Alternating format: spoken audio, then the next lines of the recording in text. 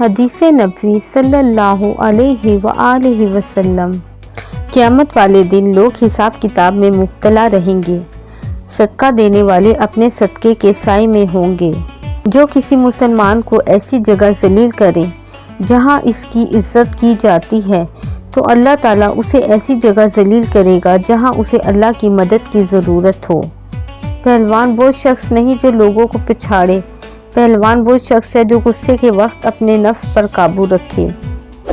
تم اللہ تعالیٰ سے ایسی حالت میں دعا کیا کرو کہ تم قبولیت کا یقین رکھا کرو اور یہ جان رکھو کہ اللہ تعالیٰ غفلت سے بھرے دل سے دعا قبول نہیں کرتا۔ جس شخص کے ساتھ اللہ تعالیٰ بھلائی کا ارادہ کرے اسے دین کی سمجھ عطا فرما دیتا ہے۔